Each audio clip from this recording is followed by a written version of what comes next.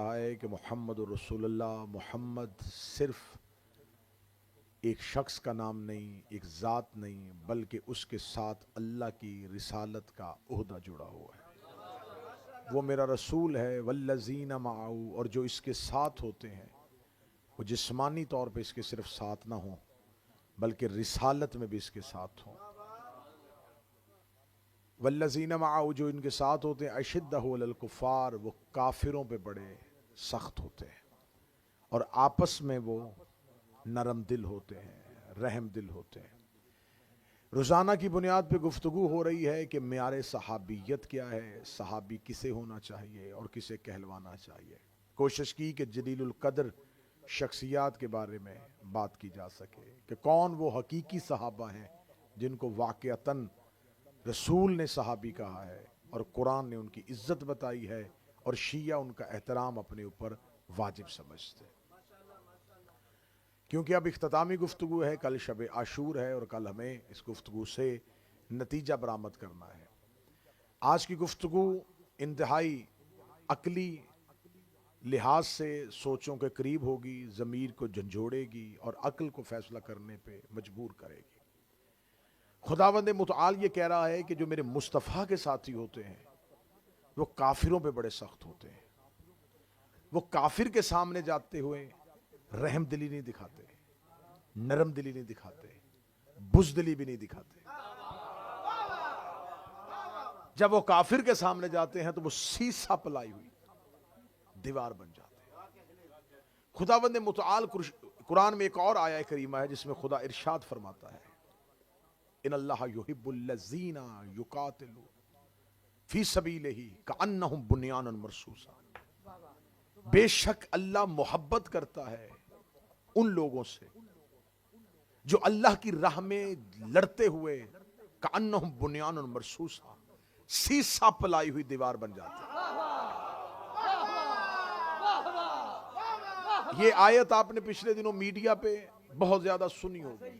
جب ہندوستان اور پاکستان آپس میں حالت جنگ میں تھے تو ہندوستان نے اپنے اس آپریشن کا نام سندور رکھا تھا اور پاکستان نے اس اپنے آپریشن کا نام کأنہم بنیان مرصوص رکھا تھا۔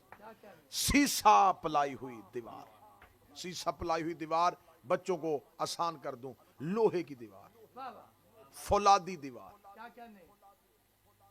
یہ آیت قرآن میں موجود ہے جس سے استعارہ لیا گیا تھا۔ ہمیں دیکھنا ہے کہ اللہ نے قرآن میں جو بنیان مرصوص کہا ہے یہ کن کو کہا ہے۔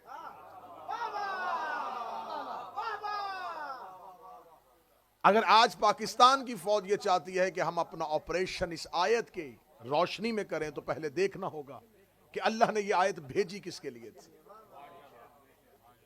یہاں پر مختلف قسم کی تفاسیر ہیں۔ ایک تفسیر ہے یہ حضرت حمزہ کے لیے آئی تھی، ایک ہے یہ امیر المومنین علی بن ابی طالب کے لیے آئی ہے، لیکن یہاں جب قرآن اس آیت میں بھیج رہا ہے تو یہاں خدا انفرادی طور پہ کسی کی بات نہیں کر رہا، کیونکہ اس سے پیچھے جو آیت کا تسلسل ہے، جہاں سے آیت شروع ہو رہی ہے وہاں الذین ہے اور یقاتلون ہے، یہ جمع کا صیغہ ہے۔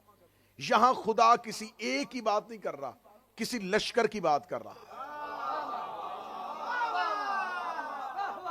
مجھے تقریر تھوڑی روکنی اس لیے پڑ رہی ہے کیونکہ مجلس میں عشرے میں آپ کی آخری جو تقریریں ہوتی ہیں وہ اس لیے اہم ہوتی ہیں کہ آپ اس میں گفتگو کا نچوڑ دے سکیں، آپ خلاصہ نکال سکیں، آپ بتا سکیں کہ ان 10 راتوں میں جو ہم بیان کر رہے تھے اس کا نچوڑ کیا تھا۔ کأنہم بنیان مرصوص، یہ لشکر کے بارے میں، یہ کسی نبی کے لشکر کی بات ہو رہی ہے۔ تو آئیے قرآن سے پوچھتے ہیں کہ کیا کسی نبی کا لشکر کأنہم بنیان مرصوصہ کے اس معیار پہ پورا اترتا ہے یا نہیں اترتا؟ سب سے پہلے خدا نے ایک نبی کے لشکر کی بات کی تھی، وہ حضرت موسیٰ کا لشکر تھا۔ حضرت موسیٰ کے پاس ایک فوج تھی۔ جب حضرت موسیٰ جو ہے وہ فرعون کے مقابلے پہ آتے ہیں تو حضرت موسیٰ اپنے لشکر کو لے کے نکلتے ہیں۔ لشکر کو لے کے جب نکلتے ہیں تو لشکر جب دریا کے کنارے پہ پہنچتا ہے تو ایسا لشکر جو آیا نبی کے پیچھے تھا، لیکن جیسے ہی سامنے دریا کو دیکھا فوراً نبی پہ شک کر لیا اور نبی پہ شک کر کے کہنے لگے حضرت موسیٰ سے، تو ہمیں کہاں لے آیا ہے؟ ہمیں تو سمجھ تھی کہ تو ہمیں فرعون کے ظلم سے بچائے گا، لیکن تو ہمیں کہاں لے آیا؟ اب ہمارے پاس نہ آگے جانے کا کوئی رستہ بچا ہے، نہ پیچھے جانے کا کوئی رستہ بچا ہے۔ خدا کہتا موسیٰ گھبرانا، تیری قوم نے تیرے اوپر بد اعتمادی کر دی ہے، لیکن تیرا اللہ تیرے ساتھ ہے، میں نے تمہیں عصا کا معجزہ دیا ہے، اس عصا کو دریا پہ مار۔ قرآن کہتا حضرت موسیٰ نے عصا کو دریا پہ مارا، دریا پہ مارنا تھا یا ایک رستہ بن گیا، لہروں نے رستہ دے دیا۔ جب لہروں نے ایک رستہ دیا تو پیچھے حضرت موسیٰ کا جو لشکر تھا وہ 12 قبیلوں پہ مشتمل تھا، ہر قبیلے کے لوگ حضرت موسیٰ کے لشکر میں ساتھ تھے۔ جب ایک رستہ دیکھا تو پہلے قبیلے نے کہا پہلے ہمیں گزرنا ہے، دوسرے نے کہا ہم پہلے ایمان لے کے آئے تھے، ہمیں پہلے گزرنا ہے، تیسرے کا نہیں ہم سابقون میں سے ہیں، پہلے ہمیں گزرنا ہے، چوتھے نے کہا ہم زیادہ وفادار ہیں۔ 12 قبیلے آپس میں لڑ رہے تھے اور حضرت موسیٰ دیکھ رہے تھے کہ اللہ نے ان پر کرم کیا، اللہ نے ان پر مہربانی کی، ظالم سے نجات دلانے کے لیے اللہ نے رستہ بنا دیا ہے، اور میری امت آپس میں لڑ رہی ہے، میرا لشکر آپس میں گھبرا رہا ہے۔ حضرت موسیٰ نے کہا میرے رب تو فیصلہ کر، مجھے کیا کرنا چاہیے؟ آواز پروردگار آئی، اے موسیٰ اپنے عصا کو دوبارہ دریا پہ مار دے۔ حضرت موسیٰ نے دوبارہ عصا کو دریا پہ مارا۔ قرآن کہتا ہے اب اللہ نے ایک نہیں، اللہ نے 12 رستے بنا دیے، اللہ نے 12 رستے بنا دیے۔ خدا نے حضرت موسیٰ کی قوم کے لیے 12 رستے بنا دیے۔ یہ کہانی میں قصص الانبیاء سے نہیں بن رہا، یہ داستان گوئی نہیں ہے، یہ میں کئی کہانیوں والی کتاب سے نہیں پڑھا، خدا نے قرآن میں اس کا پورا منظر لکھا ہے۔ خدا کہتا ہم نے موسیٰ کی قوم کے لیے 12 رستے بنا دیے، 12 رستے بنا دیے۔ خدا نے نہ 3 رستے بنائے نہ 13 رستے بنائے، خدا نے نہ 3 نہ 13، خدا نے رستے بنائے 12، کیونکہ ہدایت کے رستے ہوتے ہی 12 ہے، نجات کے رستے ہوتے ہی 12 ہے۔ اور پھر قرآن کہتا ہے کہ حضرت موسیٰ اپنی قوم کو لے کے ان 12 رستوں سے پار چلے گئے تھے، ان 12 رستوں سے ایک قوم کو لے کے۔ موسیٰ معصوم تھا، اللہ نے معصوم کو اتنی طاقت دی ہے، ایک معصوم میں اتنی طاقت ہوتی ہے کہ وہ اپنی قوم کو 12 رستوں سے پار کروا دیتا ہے۔ 12 معصوموں میں اتنی طاقت نہیں کہ وہ ایک قوم کو پار کرو۔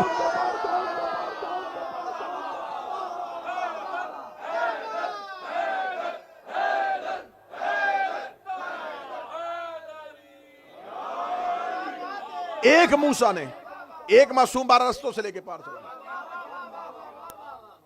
12 رستوں سے پار گیا، لیکن جو ہی حضرت موسیٰ دریا کے کنارے سامنے فلسطین نظر آ رہا تھا، موسیٰ نے قوم سے کہا جاؤ بنی اسرائیل اس شہر میں داخل ہو جاؤ، یہ تمہارے آباء و اجداد کا شہر ہے۔ جب حضرت موسیٰ نے انہیں فلسطین شہر میں داخل ہونے کے لیے کہا تو قوم عاجز آ گئی۔ قرآن کہتا انہوں نے کہا موسیٰ ہم تو اس شہر میں نہیں جائیں گے، کیونکہ یہاں تو جبارین رہتے ہیں، یہاں تو جابر لوگ رہتے ہیں، سرکش رہتے ہیں، بہت بلند قد اور جسم و جسامت کے مالک لوگ رہتے ہیں، ہمیں خوف ہے یہ ہمیں قتل کر دیں گے۔ موسیٰ کہہ رہا جاؤ، اور وہ نہیں جا رہے۔ اب دریا سے آئے تھے تو رستہ بننے کے بعد موسیٰ کا حکم تھا، لیکن وہ شہر میں داخل نہیں ہو رہے تھے، اور 40 سال شہر کے باہر بیٹھے رہے۔ خدا نے پوری کہانی بیان کر دی ہے، یہ تھا موسیٰ کا لشکر۔ اب اس پوری کہانی کو پڑھنے کے بعد کیسے کہا جائے گا کہ کأنہم بنیان مرصوصہ ہے؟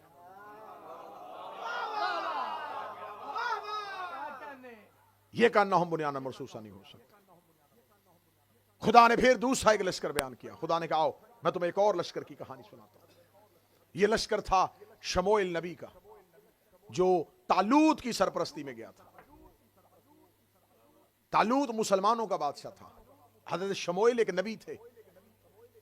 ان کے دور میں جناب شموئیل بزرگ ہو گئے تھے، ضعیف ہو گئے تھے، اور جناب شموئیل نے کہا میرے اللہ مجھ میں اتنی طاقت اور ہمت نہیں ہے کہ میں لشکروں کی سپہ سالاری کروں، میری قوم میں سے کسی کو میری قوم کا سالار بنا دے، لشکر کا سردار بنا دے۔ قرآن میں پورا واقعہ شموئیل نبی کا ہے۔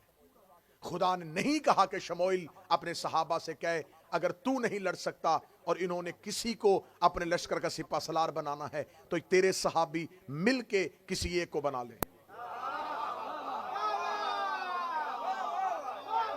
خدا کہتا ہے میں قرآن سے پورا قرآن سے استدلال لوں گا۔ آج کی تقریر بڑی اہم ہونے والی ہے، استدلال قرآنیاں لیں گے اور پھر بتائیں گے کہ اصحاب کی اصل منزل کون سی ہے، تاکہ اتنے سالوں سے ہمارے دامن پہ لگا ہوا یہ سیاہ دھبا اب صاف ہو کہ اگر ہم صحابہ کو بھی مانتے ہیں تو ہمارے پاس معیار کیا ہے،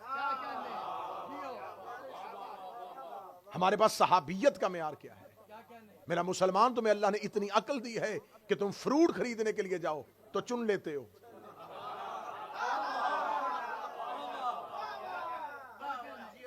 گلے سڑے تو نہیں اپنی باسکٹ میں ڈالتے. فروٹ چن کے لیتے ہو اور امام چن کے نہیں نکالا.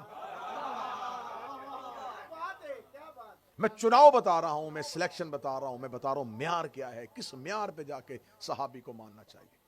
متوجہ ہے بات کی جاتی ہے. اب حضرت شموئیل نبی نے کہا کہ میں بوڑھا ہو گیا ہوں، مجھے ایک سردار چاہیے. خدا نے کہا شموئیل اپنی قوم سے کہہ دے یہ نہ تیرا خلیفہ چنے، یہ تیرا جانشین نہیں چنیں گے. ہاں ایسے کرنا، رات کو فرشتے جس کے دروازے پر تابوت سکینہ چھوڑ کے جائیں گے. یہ ایک باکس تھا جس کے اندر نبیوں کی چیزیں ہوتی تھی، نبیوں کے تبرکات ہوتے تھے. کسی نبی کی نلین، کسی کا پیرہن، کسی کا عصا، کسی کی تلوار، کسی کی پگڑی. تو یہ ہر دور میں نبی کا ورثہ ہوتا تھا. فرمایا جس کے دروازے پر یہ صندوق چلا جائے وہی تیری قوم کا سردار ہوگا. ساری رات شموئیل نبی کی قوم انتظار کرتی رہی، فرشتے آئیں گے اور صندوق کے دروازے پہ رکھیں گے. صبح کو اٹھے تو اس بستی کا ایک غریب نوجوان جس کا نام طالوت تھا، اس کے دروازے پہ وہ باکس پڑا ہوا تھا. قوم نے طالوت کو ماننے سے انکار کر دیا، ہم اسے نہیں بنائیں گے. یہ کون ہے؟ یہ تو انتہائی غریب ہے، جبکہ اعلیٰ لوگ موجود تھے. اللہ نے اسے کیوں چنا؟ شموئیل نبی کہا میں عاجز ہوں، فیصلہ میرا نہیں، اللہ. قوم طالوت کو نہیں مان رہی تھی. یا کافروں کا بادشاہ تھا جس کا نام جالوت تھا. جالوت نے حملہ کر دیا شموئیل نبی کی قوم پر. اب شموئیل نبی نے کہا اگر طالوت کو نہیں مانو گے تو جالوت سے لڑو گے کیسے؟ قوم آخر متفق ہو گئی اور طالوت کی سرپرستی میں لڑنے کے لیے نکل گئی، لشکر لے کے. کأنہم بنیان مرصوصہ. ذہن میں رکھنا ہے اس معیار پہ کسی نبی کا لشکر بھی آئے تو آپ نے کہنا یہ لشکر اس معیار پہ. جو ہی دونوں لشکر چلتے چلتے قرآن نے پوری کہانی لکھی ہے اور ایسا منظر قرآن نے بیان کیا ہے، اگر آپ قرآن کو جاگتی آنکھوں سے پڑھیں گے نا تو آپ کو نظر آنا شروع ہو جائے گا.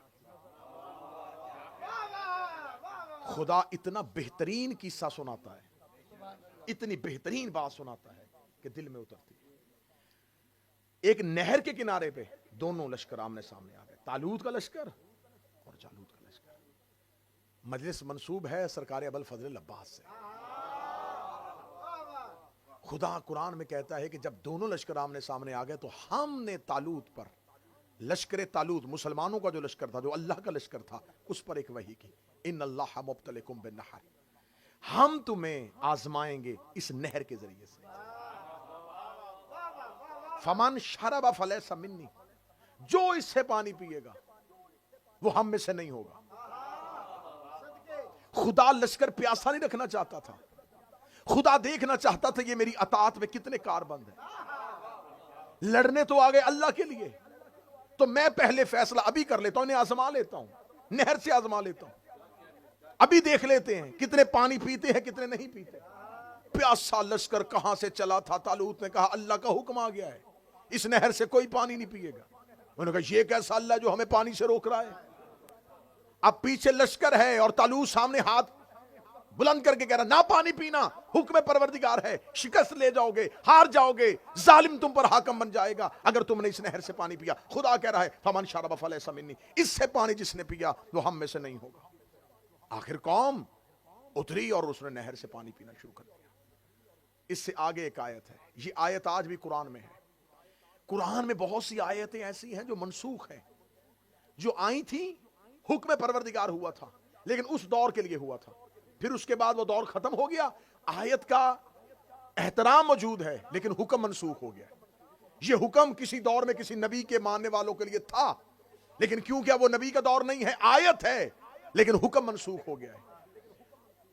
تمام عالمان اور مفسرین اور قرآن سمجھنے والوں نے اس آیت کو منسوخ میں نہیں رکھا کہ یہ حکم منسوخ نہیں ہوا.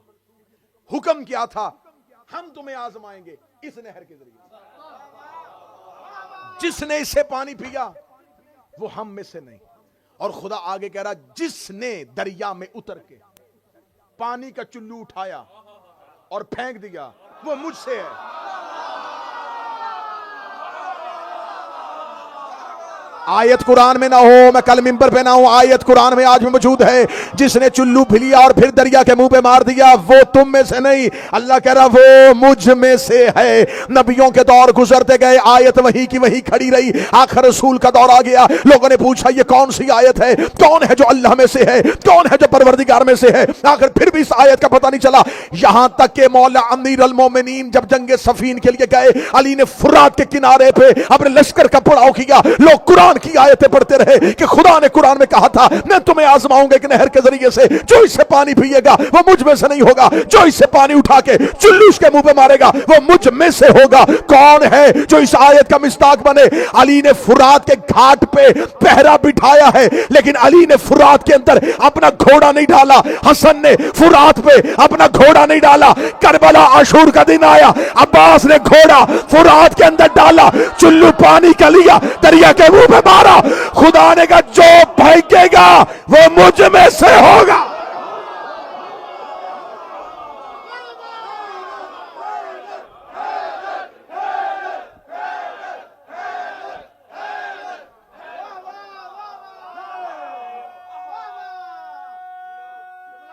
بسم اللہ۔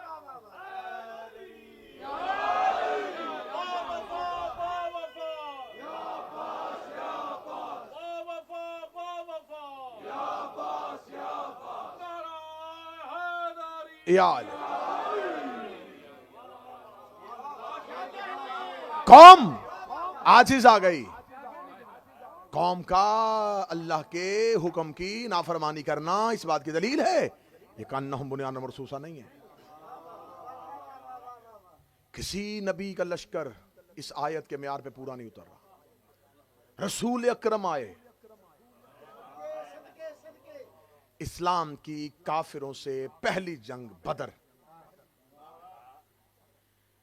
بدر کنواں جس کے کنارے پہ یہ جنگ ہوئی ہے، دو طرح کے لشکر نکلے، ایک ابو جہل کی قیادت میں، ایک ابو سفیان کی قیادت۔ ابو سفیان شام سے آ رہا تھا، ابو جہل نے مکہ سے آنا تھا۔ ابو سفیان کا جو قافلہ تھا وہ تجارت سے واپس آ رہا تھا، اس کے اندر سفر تجارت کی وجہ سے سامان تجارت تھا۔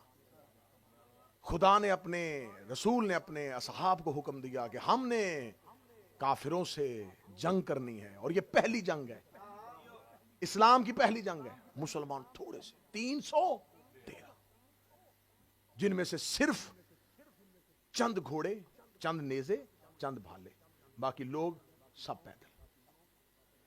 رسالت میں آپ نے فرمایا ادھر سے مکہ سے ایک لشکر آئے گا، ایک شام سے آئے گا، ادھر والا ابو سفیان لے کے آ رہا ہے، ادھر والا ابو جہل، تم نے ابو جہل سے مقابلہ کرنا ہے۔ تاریخ اہل سنت کا ہوگے، تمام نے لکھا کہ اصحاب رسول کی آواز ہے، یا رسول اللہ ہمیں ابو جہل سے نہیں، ہمیں شام والے لشکر سے لڑنا ہے۔ نبی جانتا تھا کہ ان کے دل میں کیا ہے، کیونکہ لشکر شام میں سفر تجارت کہ سامان تجارت ہے، تو اگر کیونکہ رسول کہہ چکے تھے کہ میں تمہیں بتا رہا ہوں کہ فتح ہماری ہے، ہم نے جیتنا ہے، اللہ نے حکم دے دیا ہے۔ یا رسول اللہ وہ بہت زیادہ ہے، فرمایا گھبرانا نہ، اللہ فرشتے بھیجے گا۔ تو ان کو تسلی ہوگی، ان کو لڑنا تو فرشتوں نہیں ہے نا، تو ہم نے تو صرف ریکوری کرنی ہے، تو ہم سامان لوٹیں گے۔ قرآن نے اس پورے واقعے کو لکھا، قرآن نے کہا انہوں نے رسول سے مجادلہ کیا، بحث کی نبی سے، پراپر نبی کے ساتھ اونچی آواز میں بولے۔ نبی کہہ رہے میں تمہیں کہہ رہا ہوں اس لشکر سے لڑو، نہیں یا رسول اللہ ہمیں اس سے لڑنا ہے۔ قرآن نے پورے واقعے کو لکھا، انہوں نے مجادلہ کیا میرے نبی سے، یہ اونچی آواز میں بولے، نبی دلیلیں دے رہا تھا اور یہ نبی کی دلیل نہیں مان رہے تھے۔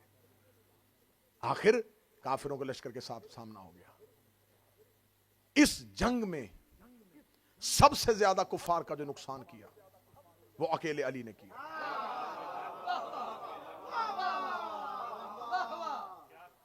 کافروں کے 70 لوگ اس جنگ میں مرے تھے، جن میں سے 39 لوگ اکیلے علی نے مارے تھے۔ ولید ابن عتبہ، عاص ابن سعید، عتبہ ابن نوفل، نوفل ابن خالد، حارث ابن زمہ، زمہ ابن اسود، لوزہ ابن ربیہ، سعد ابن دار، حکم ابن حجاج، زید ابن ملیس، یہ سارے عرب کے بڑے بڑے کافر علی کی تلوار سے. اکیلا علی لڑ رہا تھا اور لشکر پیچھے کھڑا تھا. قرآن نے ایک ہی بات نہیں کی، لشکر کی بات کی ہے. جو جڑے ہوئے مجلس کے ساتھ وہ کرنا. قرآن نے ایک ہی بات نہیں کی، لشکر کی بات کی ہے. یہاں اکیلا لڑ رہا ہے اور لشکر پیچھے کھڑا ہے. اس کا مطلب کأنہم بنیان مرصوصہ، لشکر میں نہیں. کأنہم بنیان، سیسا پلائی ہوئی دیوار تو ہے ہی نہیں، اکیلا علی لڑ رہا ہے. اسلام کی دوسری جنگ، کیونکہ میرے پاس وقت نہیں ہے ورنہ میں ایک ایک جنگ کا ایسا ایسا منظر دکھاتا کہ کیا کیا ہو رہا تھا اس میدان جنگ میں. دوسری جنگ ہوئی، دوسری جنگ جنگ احد. اب کفار دوبارہ مکمل طاقت کے ساتھ آ گئے. مکمل طاقت کے ساتھ آنا تھا. عبداللہ ابن زبیر کو رسالت امام نے پہاڑی کے اوپر بٹھایا، 50 لوگ دے کے، ہم نیچے لڑیں گے، تم نے اوپر رہنا ہے. تیرے پاس تیر انداز ہوں گے، تیرا اوپر کا ڈیفنس نیچے والے مجاہدین کو لڑنے میں مدد دے گا. کیونکہ جب کافر نیچے لڑ رہے ہوں گے انہیں پتا ہوگا اوپر مسلمانوں کے بندے بیٹھے جن کے ہاتھوں میں تیر ہوں گے. تم اوپر سے حملہ کرو گے، کافر نیچے زمین پہ ٹھہریں گے نہیں. اگر ہم نیچے سے جنگ جیت بھی جائیں، کافر بھاگ بھی جائیں، تم نے نیچے نہیں اترنا. تم لوگوں نے اپنی چوکیوں پہ بیٹھے رہنا ہے، مورچے خالی نہیں کرنے جب تک میں تمہیں حکم نہیں دوں گا کہ آ جاؤ.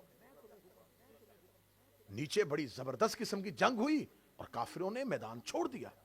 میدان چھوڑا تو جاتے ہوئے کوئی گھوڑا چھوڑ گیا، کوئی تلوار چھوڑ گیا، کوئی ڈھال چھوڑ گیا. جو ہی میدان جنگ کا یہ منظر دیکھا تو اب جو زمینی جنگ لڑ رہے تھے وہ فوراً دیکھا کہ کافر بھاگ گئے ہیں. انہوں نے کسی کا گھوڑا، کسی کی تلوار، کسی کی ڈال یہ اٹھانا شروع کر دیا. وہ جو درے پہ بندے بیٹھے ہوئے تھے انہوں نے کہا ہم تو اسی پوزیشن میں بیٹھے رہے. تو نیچے تو سارے کا سارا میدان جب ہم اتریں گے تو ہمارے ہاتھوں کچھ بھی نہیں آئے گا. آخر 15 لوگ صرف، تاریخ کہتی، ہسٹری کہتی، 15 لوگ جو تھے وہ بیٹھے ہیں پہلی نشست میں. انہوں نے کہا ہم نہیں جائیں گے. باقی لوگ نیچے اترے. بعد میں ان 15 میں سے بھی بہت سے لوگ نیچے اتر آئے. جو ہی وہ نیچے اترے، اکرمہ اور خالد بن ولید یہ لشکر کی کمانڈ کر رہے تھے، یہ نکل چکے تھے. آگے جا کے اکرمہ نے خالد کے کان میں کہا پیچھے تو مڑ کے دیکھ، درہ خالی ہو گیا ہے، بندے پہاڑ سے نیچے آ چکے ہیں. انہوں نے زوردار حملہ کیا پیچھے سے، اتنا طاقتور حملہ کیا کہ قرآن نے اس منظر کو لکھا. قرآن نے کہا مسلمانوں کے مجاہدین پہاڑیوں پہ ایسے چڑھ رہے تھے جیسے بکرا پہاڑ پہ چڑھتا ہے.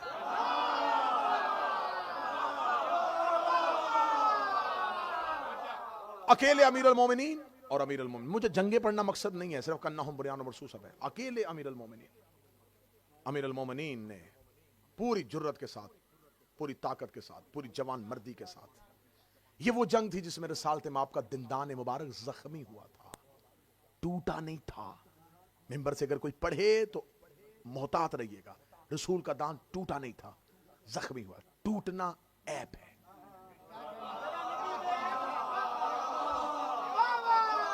دانت ٹوٹ جاتا تو نقص آ جاتا، جس پہ نقص ہو وہ کامل نہیں ہوتا. دندان مبارک رسالت مآب زخمی ہوا، خون بہا. رسول نے اپنی آستین سے صاف کیا. زخمی رسول کو لڑتے ہوئے علی نے دیکھا. امیر المومنین پیچھے سے واپس آئے. اب امیر المومنین کے لیے کیا تھا؟ رسول کا تحفظ بھی کرنا تھا اور سامنے لشکر سے کافروں سے اکیلے علی نے لڑنا بھی تھا. اب اگر ادھر سے لڑتے تھے تو پیچھے سے کافر رسول پہ حملہ کر دیتے. عرب میں یہ جنگی طریقہ اس سے پہلے کسی نے دیکھا ہی نہیں تھا. اب اکیلے امیر المومنین ہیں، اگر ادھر سے وہ لڑیں گے اور پیچھے رسالت مآب زخمی حالت میں ہیں تو کفار اور مشرکین پیچھے سے رسول پر حملہ کر دیں گے. امیر المومنین وہاں گئے جہاں رسالت مآب تھے. رسالت مآب کو کعبہ بنا کے علی نے اپنے گھوڑے کو چکر پہ لگا.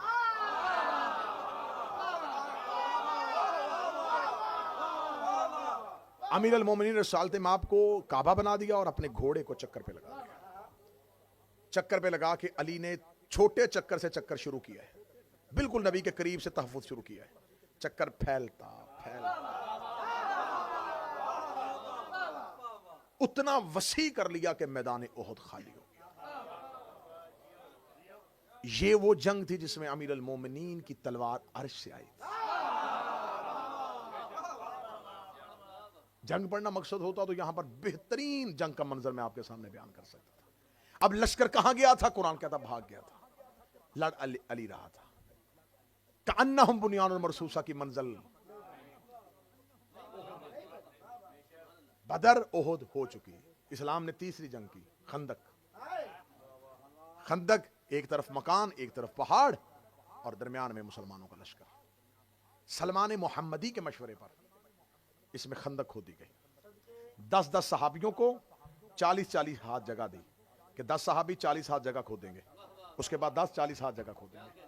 4 گز گہری، 4 گز چوڑائی میں، اور 5 کلومیٹر لمبی خندق مسلمان مجاہدین نے کھودی. اس میں جب میں نے دیکھا کہ جب بدر پہلی جنگ ہوئی تھی تو اس میں مسلمانوں اور کافروں کے لشکر کی ریشو کیا تھی، تو تاریخ نے مجھے بتایا کہ مسلمانوں کا لشکر جو تھا وہ 313 تھا اور کافروں کا لشکر 1000 تھا. میں نے پھر پوچھا جب خندق ہوئی ہے تب کافر اور مسلمانوں کے لشکر کی ریشو کیا تھی؟ پھر ہسٹری نے مجھے بتایا کہ کافر 10,000 تھے اور مسلمان 3,000 تھے. ریشو 1 اور 3 کی رہی ہے.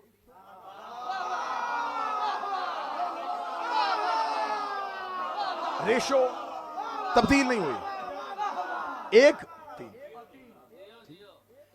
اب میں نے سوچا میری عقل، آپ کیونکہ آپ زیادہ سمجھدار ہیں مجھ سے، بہت زیادہ سمجھدار ہیں، تو آپ مجھے زیادہ عقلی طریقے سے اس پہ قائل کر سکیں گے. میری سمجھ میں تو ابھی تک یہ نہیں آ رہا کہ جب رسالت مآب نے پہلی جنگ لڑی تب بھی مسلمان 1 حصہ تھے، کافر 3 حصہ زیادہ تھے، خندق میں بھی زیادہ تھے. رسالت مآب نے بدر میں خندق نہیں کھودی، احد میں خندق نہیں کھودی. بھائی خندق تو اس لیے کھودی جاتی ہے نا، زیادہ لوگ ہیں تو بچنا ہے، تحفظ کرنا ہے. تو خندق اس لیے کھودی تھی رسالت مآب نے، جو ہسٹری ہمیں بتا رہی ہے کہ کافر بہت زیادہ آ گئے تھے. میں نے کہا سوچ رہا خندق میں زیادہ آ گئے ہوں، احد میں کم آئے. احد میں بھی اتنے ہی تھے، بدر میں بھی اتنے ہی تھے. تو میں نے کہا کافر تو ہر جنگ میں زیادہ رہے ہیں. بدر میں خندق نہیں کھودی، احد میں خندق نہیں کھودی. بعد میں پتا چلا تحقیق کرنے سے خندق کافروں کے لیے نہیں کھودی تھی.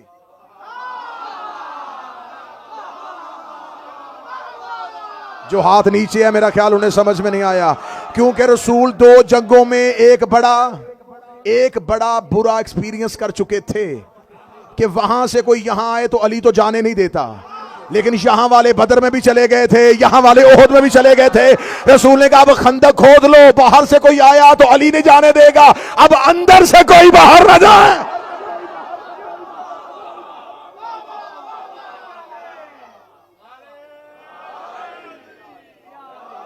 باہر سے کوئی آ گیا تو وہ علی نہیں چھوڑے گا. اب اندر والوں کا کیا کریں بھائی؟ ان کو روکنا کہ یہ نہ جائے.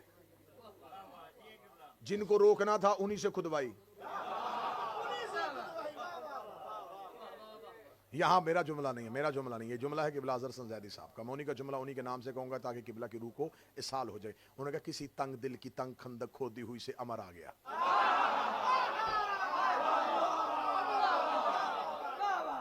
حضور کہیں بھی کسی بھی ملک میں کسی بھی جگہ پہ یہ جنگی قوانین جو ہوتے ہیں نا، یہ آرمی کے ڈسپلن کے اندر یہ ہوتا ہے کہ اگر آرمی کی سیکریسی، اگر اس کا کوئی سیکریٹ دشمن کے ہاتھ میں چلا جائے، سب سے پہلے وہ کہتے ہیں کہ اندر سے پتا کرو مخبری کس نے کی. عمر کو کس نے بتایا تھا کہ یہاں خندق کم کھودی ہوئی ہے؟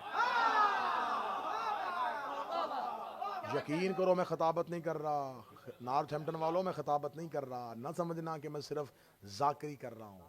پیغام وہاں پتھر کے ساتھ ایک خط باندھ کے بھیجا گیا تھا.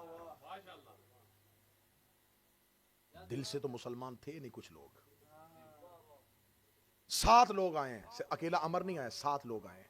عمر بن عبد ود، حسل اس کا بیٹا، وہ بھی اس میں آیا ہے. 7 لوگ آئے ہیں جس کے تاریخ نے نام لکھے ہیں، جو خندق کو عبور کر کے پہنچ گئے ہیں لشکر اسلام کے اندر. 7 لوگوں کا رات کی تاریکی میں خندق کو عبور کرنا تھا. مسلمان تو سوئے ہوئے تھے، لشکر آرام کر رہا تھا. سیدھے گئے اور انہوں نے جا کر رسول کے خیمے کا محاصرہ کر لیا.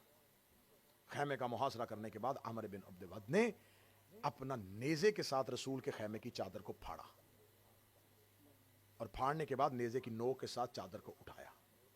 اٹھا کے اس ملعون نے پہلا جملہ کہا محمد کوئی ہے تو بھیج، یا کسی کو بھیج یا خود لڑنے کے لیے. یہاں پر کائنات کے رسول نے پہلی بار کہا من لحاظل کلب، کون ہے جو اس کتے کی زبان. بعض لوگ کہتے ہیں نبی کو جلال آ گیا تھا، جو غصے میں آئے وہ نبی نہیں ہوتا، کیونکہ انسان کے بدن کے اندر 4 طرح کی قوتیں ہوتی ہیں: قوت وہمیہ، قوت عاقلہ، قوت سہویہ، قوت غصبیہ. آپ نے ان چاروں قوتوں کو، ان چاروں پاورز کو اپنی باڈی میں کنٹرول کرنا ہوتا ہے. نوجوان اور بچے اس بات کو سمجھیے گا، کیونکہ آپ کا جو جسم ہے یہ میدان جنگ ہے. اس میں شیطان بھی اپنے سپاہی کھڑے کرتا ہے اور رحمان بھی اپنے سپاہی کھڑے کرتا ہے. جو پہلی قوت وہمیہ کہ آپ کو وسوسے آئیں گے، آپ کو وہم ہوگا، اس کو آپ نے کنٹرول کرنا ہے اپنے ارادے کے ساتھ. جب آپ اپنے ارادے سے اس کو کنٹرول کر دیتے ہیں تو خدا کہتا ہے کہ اللہ تمہیں عقل سے نوازتا ہے تاکہ تم اس کو کنٹرول کر سکو.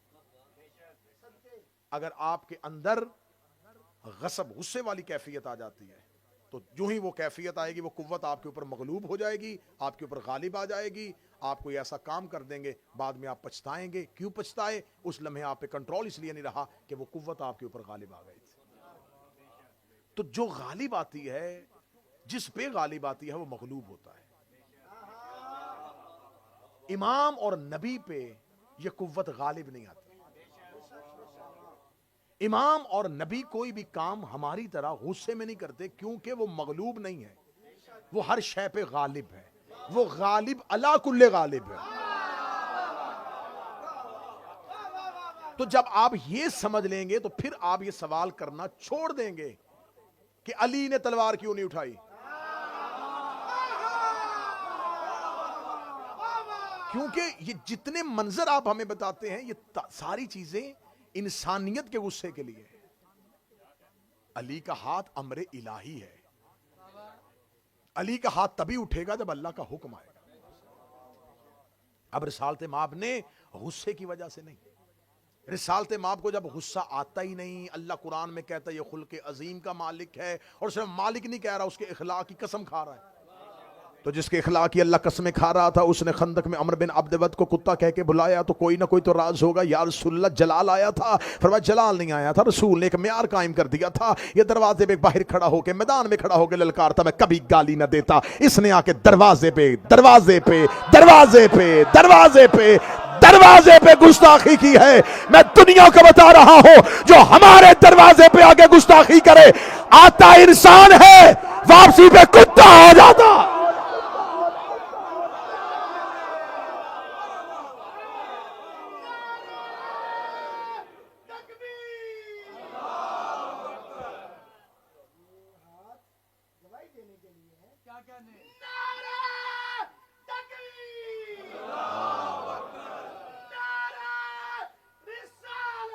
یا رسول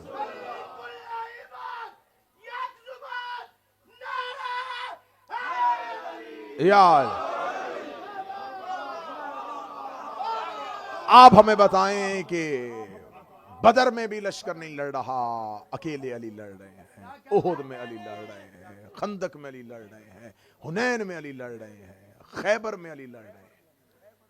یہ جتنی جنگیں ہیں ان میں سے ایک ایک میں دیکھو گے تو آپ کو لشکر کی بجائے انفرادی فتح نظر آئے گی.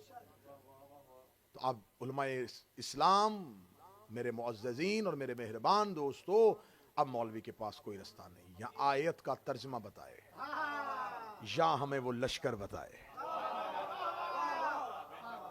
ہمیں بتائے وہ کأنہم بنیان مرصوصہ پہ کس کے اصحاب تھے.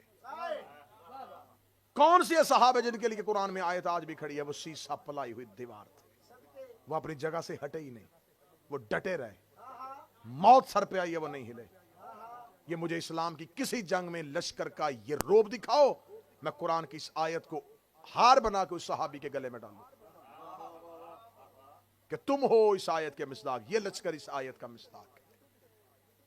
اگر کوئی لشکر بھی ایسا نہیں، حتیٰ کہ ہم یہ نہیں کہہ رہے، ہم نبی کے صحابہ پہ بات نہیں کر رہے، میں پوری ذمہ داری کے ساتھ کہہ رہا ہوں، صفین میں امیر المومنین کے ساتھ جو لشکر ہے وہ بھی کأنہم بنیان مرصوصہ نہیں ہے. خاموش ہوئے. امیر المومنین کے پیچھے سارا لشکر علی کی محبت میں نہیں گیا تھا. اگر گیا ہوتا تو جنگ صفین جو ہے وہ تحکیم کے حوالے ہو جاتی, فیصلہ حکم کے پاس چلا جاتا. آپ خطبے پڑھیں مولا امیر المومنین کے, آپ خطوط پڑھیں مولا امیر المومنین کے, کس طرح مولا نے ان کی بے وفائیوں کا گلہ کیا ہے کہ مجھے میدان جنگ میں کھڑا کر کے تم نے مجھے چھوڑ دیا. کون لوگ تھے وہ وہاں سے لاکھوں درہم لے کے علی کا لشکر چھوڑ کے ادھر جا رہے تھے, اور کون لوگ تھے جو علی کے ساتھ کھڑے تھے؟ وہ چند افراد تھے جو امیر المومنین کے ساتھ کھڑے تھے. اصحاب کا تذکرہ ہو رہا ہے تو مجھے گفتگو میں آج ایک جملہ کہہ دوں حضرت عمار یاسر کا. یہ وہ صحابی ہے جس نے جنگ صفین میں حق اور باطل کا فیصلہ کر دیا تھا. کیونکہ رسالت مآب نے حضرت عمار یاسر, باپ کا نام یاسر, ماں کا نام سمیہ, یاسر بھی اسلام کی راہ میں شہید ہوا, ماں بھی اسلام کی راہ میں شہید ہوئی. دردناک شہادت ہے عمار کے ماں اور باپ دونوں کی. ماں بھی شہیدہ, باپ بھی شہید, مظلوم اور مظلوم کا بیٹا حضرت عمار. مسجد نبی تعمیر ہو رہی ہے, ہر صحابی ایک اینٹ اٹھا رہا ہے, یہ دو. رسالت مآب نے سے کسی نے کہا کہ یا رسول اللہ عمار مر جائے گا آج, وہ اتنی وزنی پتھر دو اٹھا رہا ہے. رسول نے جا کے حضرت عمار سے کہا عمار تو دو کیوں اٹھا رہا ہے؟ فرمایا ایک اپنے حصے کا, ایک آپ کے حصے کا. اس کے سر کے اوپر گرد پڑی ہوئی تھی, پتھر جو اٹھا رہا تھا تو پتھر اٹھانے کے بعد سر میں گرد پڑی ہوئی. رسالت مآب نے اس کے پگڑی سے, اس کے سر سے اپنے ہاتھوں سے گرد صاف کی. گرد صاف کر کے رسالت مآب نے عمار کو سینے سے لگا, عمار میں دیکھ رہا ہوں تجھے ایک باغی گروہ قتل کر, جبکہ تو حق پہ کھڑا ہوگا. یہ حدیث پیغمبر نے کہہ دی ہے. کتنی روشن حدیث ہے, کتنی واضح حدیث ہے کہ عمار تجھے باغی گروہ قتل کر, رسول کہہ رہے باغی قتل کریں گے اور تو حق پہ ہوگا. یہ حدیث صحیح بخاری میں امام بخاری نے کہاں پر لکھی ہوئی ہے؟ چاہیے تھا نا یہ جہاں جنگوں کے حالات ہو رہے ہیں, جہاں باب الایمان ہے, جہاں باب النفاق ہے, وہاں پر جا کے اس حدیث کو رکھتا تاکہ پڑھنے والوں کو حدیث سامنے آتی. جاؤ جا کے صحیح بخاری جا کے گوگل سرچ کر کے دیکھنا یہ حدیث اس نے کہاں پر رکھی ہوئی ہے. مسجد میں صفائی کرتے ہوئے گرد پڑنے کے احکام,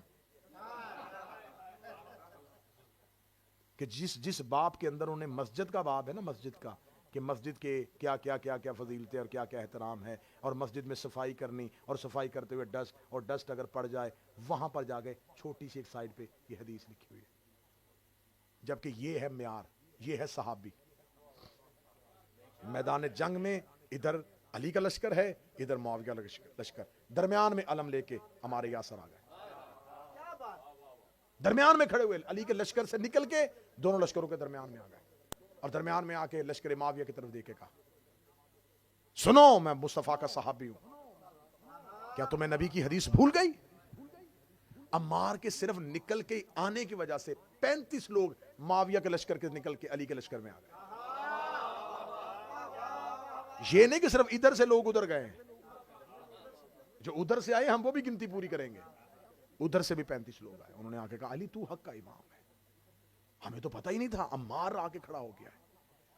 جب حضرت عمار یاسر کی شہادت ہو گئی تو لشکر معاویہ میں کھلبلی مچ گئی کہ یہ کیا, ہمارے پاس تو نبی کی حدیث ہے, اسے باغی گروہ قتل کرے گا. تو باغی کیا ہم باغی ہیں؟ ہمارے ہاتھوں عمار قتل ہو گیا. تو عمر بن عاص جیسا چلاک لومڑی اس نے فوری طور پہ جا کے کہا, اس نے کہا نہیں نہیں نہیں نہیں نہیں نہیں, یہ ہم نے قتل نہیں کیا, بلکہ عمار کا قاتل علی ہے جو اسے لے کے ہماری تلواروں کے آگے آ گیا. دیکھو علی کا مقابلہ کس دور کے کس لوگوں کے ساتھ ہے. اس نے کہا یہ تو وہ علی قاتل ہے, نہ علی لے کے آتا نہ عمار ہماری تلواروں سے قتل ہوتا. انہوں نے کہا ہاں ہاں ہاں ہاں ہم نے تو نہیں نہ قتل کیا, کیونکہ جس نے گناہ کیا ہو نا وہ تو اتنی جلدی بہانے پہ مان جاتا ہے.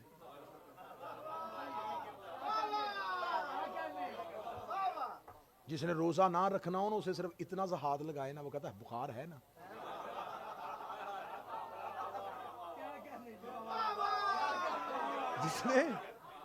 جس نے کوئی چیز چھوڑنی ہو تو بہانہ ڈھونڈتا ہے بھائی. آج کسی کو کہہ دو کسی بیٹا پردہ کیا کرو, وہ کہتی پردہ دیکھنے والے کی آنکھ میں ہوتا. ایسا ہی ہے, کیا کہنے. اگر پردہ دیکھنے والے کی آنکھ میں ہوتا ہے، نہیں پردہ ہمارا نہیں ہوتا، پردہ دیکھنے والے کا ہوتا ہے، اسے چاہیے وہ پردہ کرے، ہم کیوں پردہ کریں؟ تو اگر دیکھنے والے کی آنکھ میں پردہ ہوتا ہے تو کبھی بغیر چادر کے نماز پڑھ کے دکھا۔ اللہ کی آنکھ میں پردہ نہیں ہے؟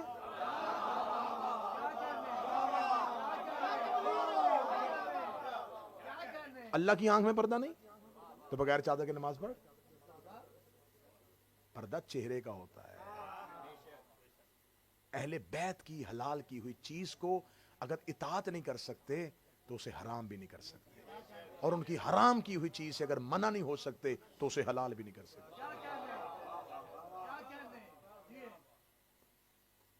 میں بہت سے ایسے لوگوں کو تبلیغ کرتے ہوئے میں نے کہا کہ یار تم پتہ چلا ہے تم امام حسین کی محبت کرتے ہو، شراب پیتے ہو۔ وہ کہتے جی ہمیں نشہ ہی نہیں ہوتا۔ ہاں، کتنی بدبختی ہے، اسلام نے نشہ حرام کیا ہے، ہمیں ہوتا ہی نہیں۔ تو پھر یا کچھ لوگ کہتے نہیں ہم بطور دوا استعمال کرتے ہیں، دوا میں شفا ہوتی ہے، جسے اہل بیت حرام کر دے اس میں شفا نہیں ہوتی۔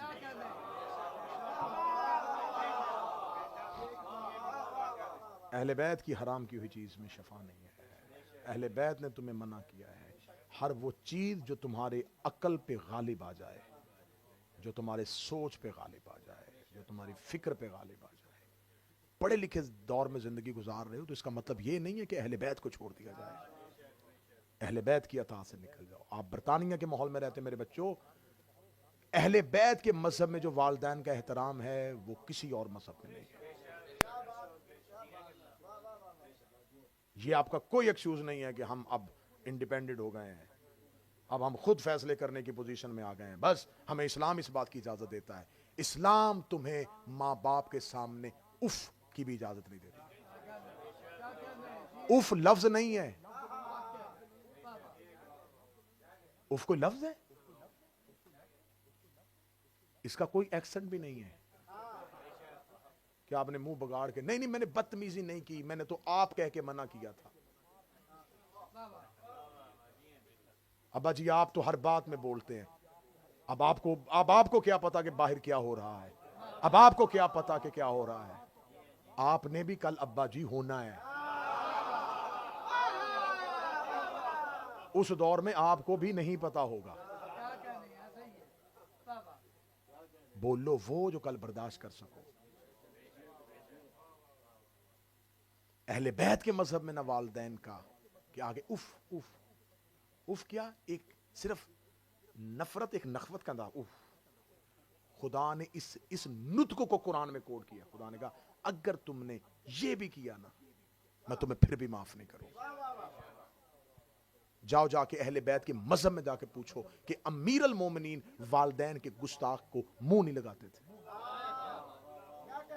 ایک شخص آیا علی کی محفل میں آ کے بیٹھا، امیر المومنین نے کہا اٹھاؤ اس کو میری محفل سے باہر نکالو۔ یا علی یہ آپ سے بہت پیار کرتا ہے۔ علی فرماتا ہے میرے پیار کا فائدہ کیا جب ماں ہی سے نہیں کرتا۔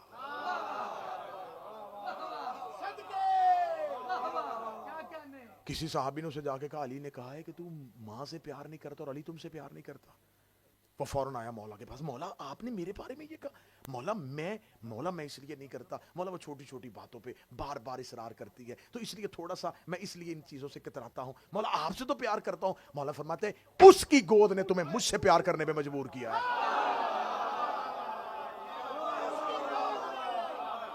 وہ نہ ہوتی تو مجھ سے کبھی پیار نہ کرتا۔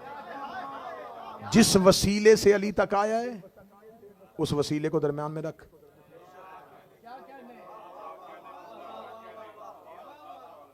تیری ماں تھی جس تربیت نے تجھے مجھ تک پہنچایا، تو وسیلہ چھوڑ کے آ رہا ہے، علی وسیلہ نہیں چھوڑے گا۔ اسی وسیلے سے جس وسیلے سے میں نے تجھے اپنی محبت دی تھی۔ باپ کے ذریعے تم تک محبت پہنچی ہے تو باپ تمہارا علی تک پہنچنے کا وسیلہ ہے۔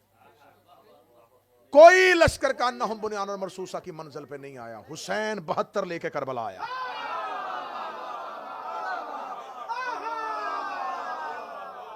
حسین لا کے 72 رکھے کربلا۔ حسین کا لے میرے اللہ تو آدم سے لے کے میرے بھائی حسن تک یہ آیت وہیں کی وہیں کھڑی رہی. کون ہیں جو سیسا پلائی دیوار بنے؟ خدا کہتا اللہ محبت کرتا ہے ان سے. یقاتلونا فی سبیلہ، جو میری سبیل میں قتل کرتے ہیں، جنگ کرتے ہیں، لڑتے ہیں. یہیں سے گفتگو کل شروع کریں گے، اور کل شب عاشور اہم مجلس اصحاب امام حسین پہ ہوگی. وہ کس معیار پہ تھے، کیا مقام تھا، کتنا بلند مقام تھا کہ ان میں سے کوئی بھی رضی اللہ نہیں ہے.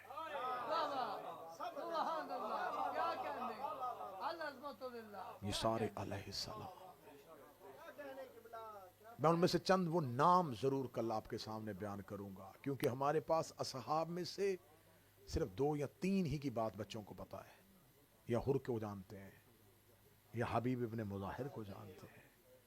تمہیں پتا ہو کہ زہیر کون ہے، عابس شاکری کون ہے.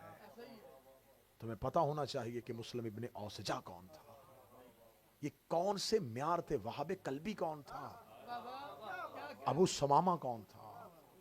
یہ کون لوگ تھے، کس معیار پہ تھے، کہاں سے چنے تھے حسین نے یہ پھول. یہ کوئی تاریخ کے نامور لوگ نہیں تھے، یہ اپنے علاقوں میں گمنام لوگ تھے. یہ کوئی بہت بڑے امیر نہیں تھے، بہت بڑے جنگجو نہیں تھے. کچھ معیار تھا جو حسین نے تراشا تھا، جس پہ یہ پورے آئے ہیں، اور حسین نے انہیں کربلا بلا لیا.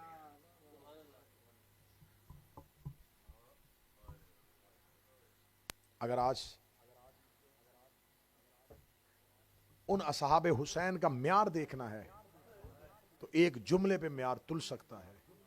کتنا کمال وہ لشکر ہوگا جس کے سالار کا نام عباس ہے. کیا ہوگا وہ لشکر حسینی جس کے علمدار کا نام عباس.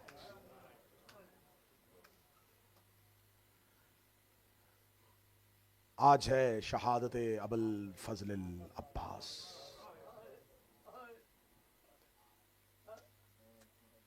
سادات و غیر سادات، حسین کا گھر تم سب کا گھر ہے. کوشش کیا کرو کہ صرف 10 دن کے شیعہ نہیں، پورے سال کے عزادار رہو، پورے سال کے شیعہ رہو. اللہ اس بارگاہ کو، اس کے بسانے والوں کو، اور یہ نعمت عظمیٰ ہے پروردگار کی. اگر یہ امام بارگاہ نہ ہوتا تمہارے بچوں کا تربیت کہاں سے ہوتی. یہ ایک ایسا ادارہ ہے جو تمہارے بچوں کو سنبھال رہا ہے، تمہاری اگلی نسل کو حسینیت کے رستے پہ لے کے آ رہا ہے.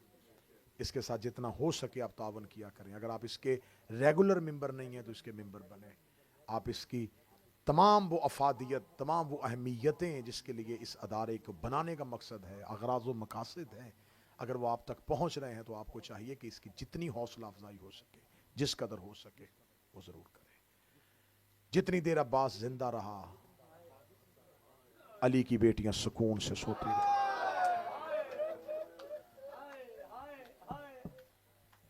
میں ابوالفضل العباس کی شہادت کی آغاز اور ابتدا علی کی بیٹی کے ایک نوحے سے کر رہا ہوں. جو سید بیٹھے مجھے معاف کر دینا، حضرت ابوالفضل العباس کی لاش پہ آ کے سیدہ زینب نے ایک نوحہ پڑھا تھا. تم نوحہ خانوں سے نوحہ سن کے روتے ہو، بڑا دردناک شعر ہے، اس نے بڑا دردناک پڑھا ہے. آج میں نوحہ پڑھنے لگا ہوں جو علی کی بیٹی نے پڑھا تھا ابوالفضل العباس کی لاش پہ. شام غریبہ عباس کی لاش پہ آ کے زینب نے کہا تھا، عباس وہ آنکھیں جو تیرے خوف کی وجہ سے جاگتی تھیں آج وہ سو گئیں، اور وہ بہنیں جو تیرے سکون سے سوتی تھیں آج جاگ گئی. آج وہ یزیدیوں کی آنکھیں جو خوف سے جاگتی تھی کہ عباس زندہ ہے، آج وہ سکون سے سوئیں گے کہ عباس چلا گیا. لیکن عباس اب زینب نہیں سوئے گی، آج کے بعد میری سکینہ نہیں سوئے گی.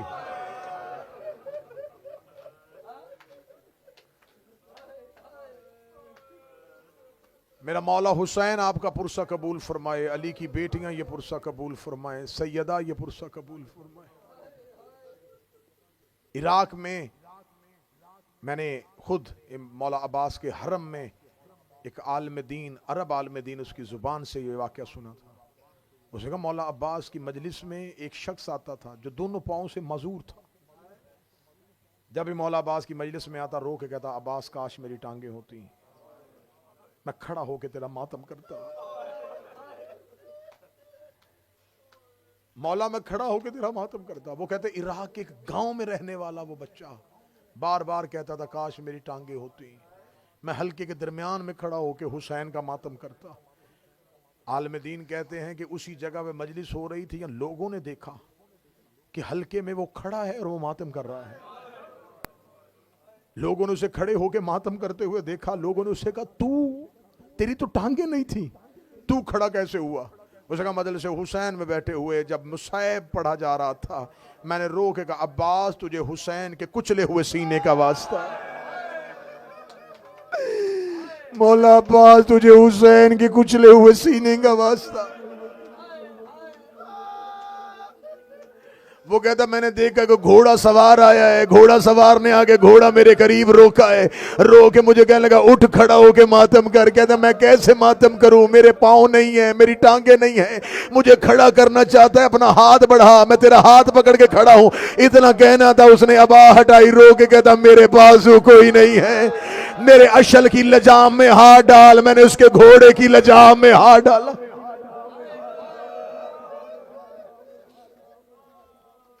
زامن زینب, حجاب زینب, زامن معصومہ.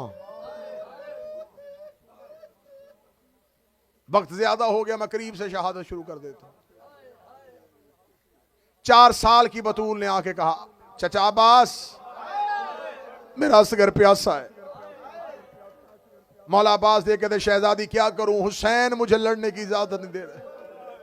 شہزادی دیکھ کے کہتی ہے چچا عباس اگر آپ کہیں میں آپ کو بابا کے پاس لے کے چلوں. آگے آگے سکینہ چلی, پیچھے پیچھے عباس چلا.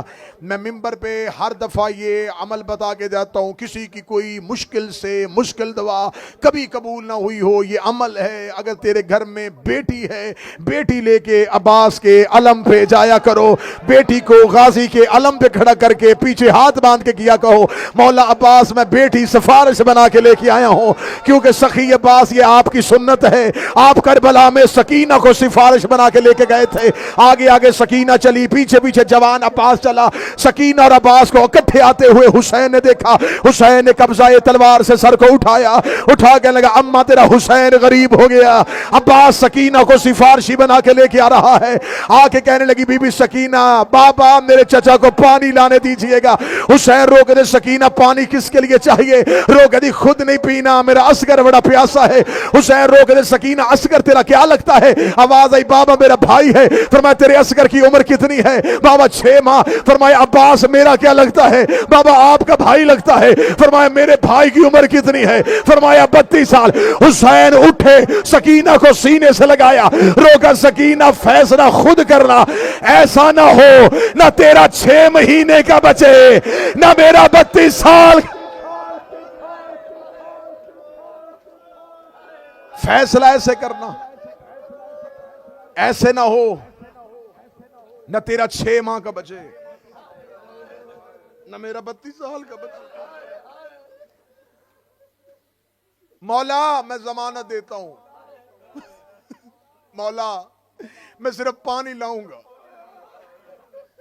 مولا حسین نے کہا سکینہ جا خیمے سے مشکیزہ لا. شہزادی مشکیزہ لینے کے لیے گئی. مولا حسین نے عباس کا ہاتھ پکڑا, ٹیلے کے پیچھے لے گئے. جب دیکھ لیا نا بہن کا خیمہ دور رہ گیا ہے, مولا حسین نے کہا عباس ایک بار مجھے گلے سے لگا. عباس نے حسین کو گلے سے لگایا. مولا حسین نے عباس کے منہ پہ اپنا منہ رکھا. رو کے حسین نے جملہ کہا جو ماتم کر سکتا ماتم کر لینا. حسین رو کے دے عباس مجھے بتا میں بہنیں لے کے کہاں جاؤں, میں بیٹیاں لے کے کہاں جاؤں؟ عباس میں تیرے سہارے میں مدینے سے چلا تھا. عباس میں زینب لے کے کہاں. ہائے حسین, ہائے حسین, ہائے حسین. کل کی رات رہ گئی رونے کی. کل شہیدوں کی رات ہے, پھر آگے غریبوں کی رات ہے. جو نہ رو سکے ہائے کہے, ہائے نہ کہہ سکو سر جھکائے. آنکھیں بند کر کے صرف اتنا سوچ لے یہ گھر اجڑنے کے لائق تھا نہیں. مولا حسین کی آواز ہے عباس میں تیرے سہارے پہ آیا تھا. عباس میں بہنیں لے کے کہاں جاؤں، عباس میں بیٹیاں لے کے کہاں جاؤں؟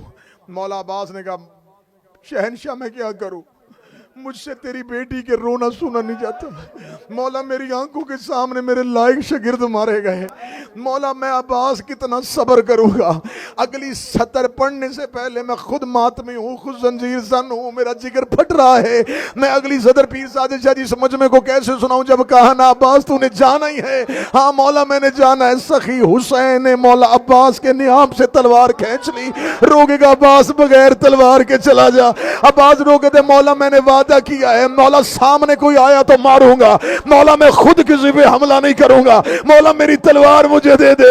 حسین نے تلوار ہاتھوں پہ لی، حسین کی آنکھوں میں آنسو تھے، روکے گا لے کے جانی تلوار بے شک لے جا، لیکن اتنا یاد رکھنا جتنا تو نے انہیں مارنا اتنا انہوں نے شام میں زینب کو مارنا ہے، اتنا انہوں نے سکینہ کو مارنا ہے، تو نے انہیں جتنا دوڑانا ہے اتنا انہوں نے کبھی سکینہ کو، کبھی گھوڑوں کے آگے، کبھی اونٹوں کے آگے۔ ماتم گر ہائے حسین کے، ہائے حسین، سیدہ تیرا ماتم قبول کرے، زہرا تیرا گریہ قبول کرے، اللہ ان آوازوں پہ رحم کرے۔ دیکھ ابوالفضل عباس، اے غازی کی ماں، تیرے عباس کے پرصدا،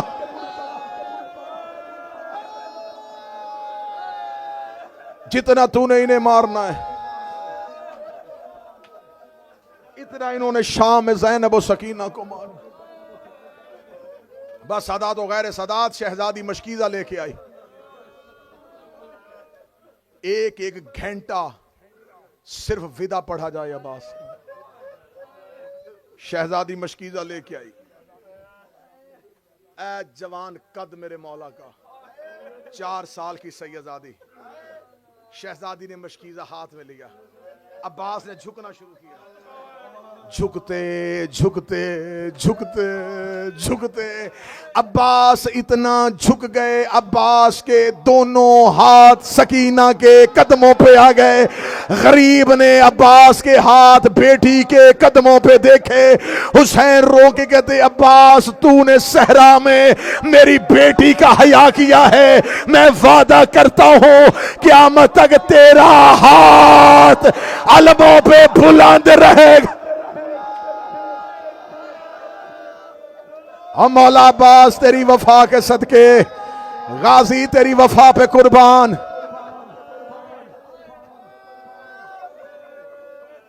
مولا عباس کی آواز آئی، مولا اللہ کے حوالے میں خیموں کا ودا چھوڑ رہا ہوں، ورنہ پڑھتا کہ علی کی بیٹی کا آخری سلام کتنا مشکل تھا۔ میں ودا پڑھ لوں گا تم شہادت نہیں سن سکو گے، میں نے صرف ودا پڑھنا ہوتا، خدا کی قسم ہے صرف ودا پڑھتا تم پھر شہادت نہیں سنو گے۔ زینب نے کیسے ودا کیا، سجاد سے کیسے ودا ہوا۔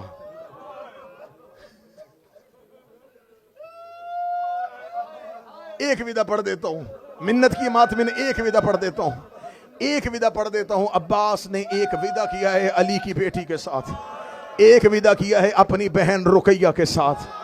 میں بی بی کا ودا پڑھنے لگا ہوں، جب شہزادی کے خیمے کے باہر عباس گئے ہیں، دیکھ کے کہتا ہے بی بی اللہ کے حوالے تیرا عباس جا رہا ہے۔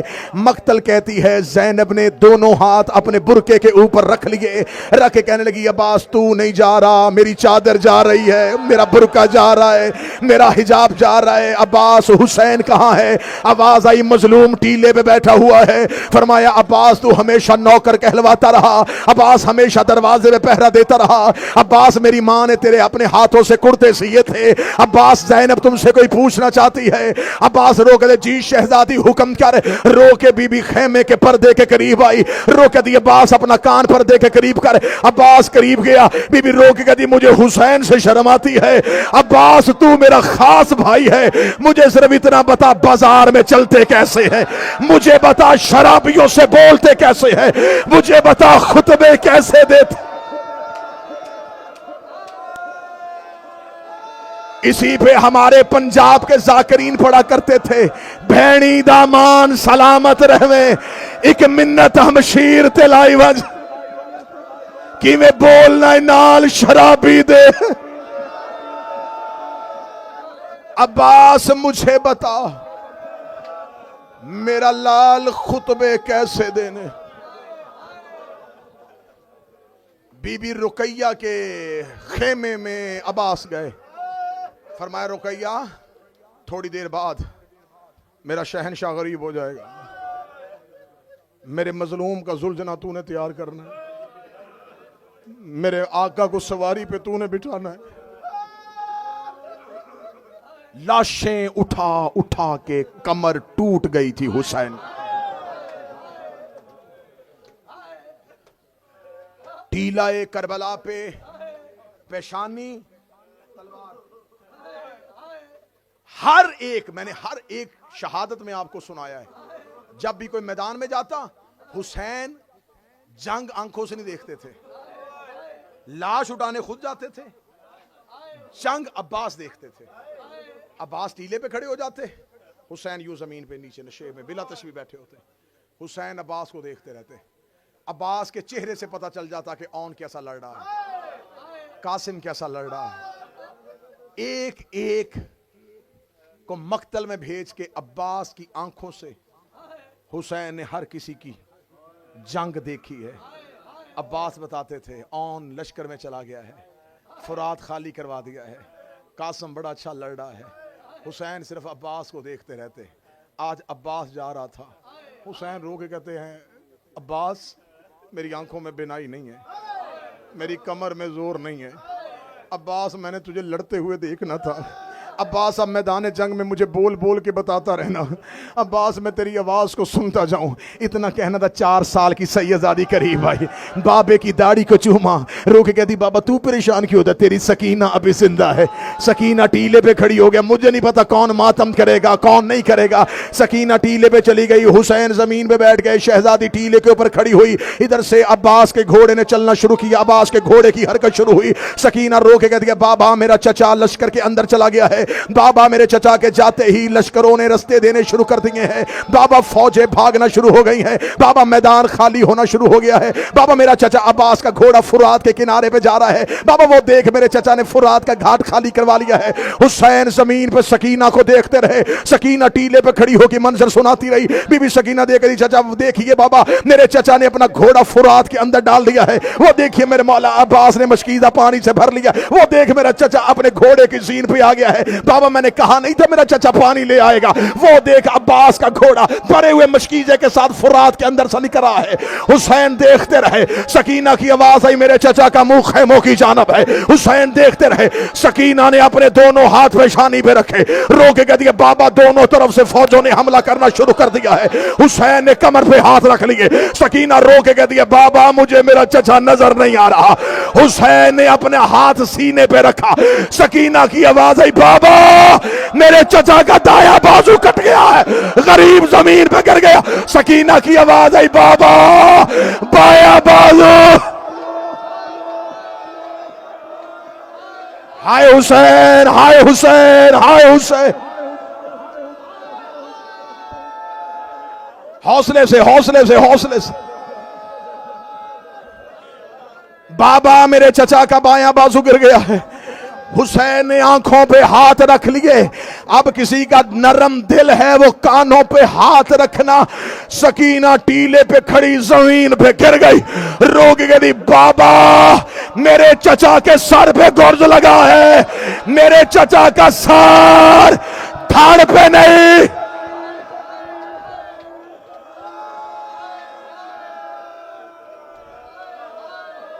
حوصلہ حوصلہ حوصلہ. حسین ٹیلے سے دوڑے. حسین نے بیٹی کی آنکھوں پہ ہاتھ رکھ دیا, دوسرے ہاتھ سے سکینہ کو ساتھ لیا. سکینہ رو کے کہتی رہی بابا میرا اصغر بچے نہ بچے, بابا تو عباس کو واپس بلا لے. حسین کی آواز آئی چل سکینہ تو خیمے پہنچ, میں عباس کو لے کے آتا ہوں.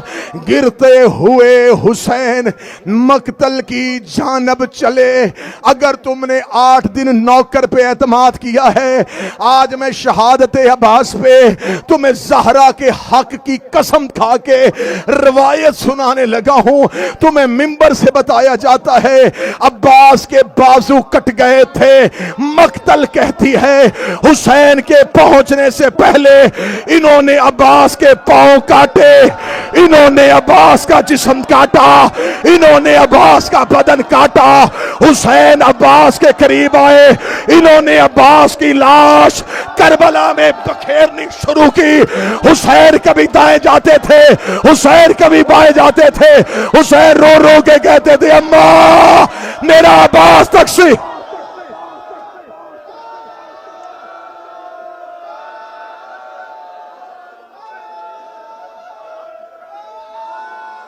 روتے روتے حسین کی آواز آئی اماں میں عباس کو کہاں سے اٹھاؤں؟ کبھی دائیں سے غازی کا ٹکڑا اٹھاتے، کبھی بائیں سے غازی کا ٹکڑا اٹھاتے۔ ایک کالے برقعے والی بی بی اپنی چادر میں عباس کی لاش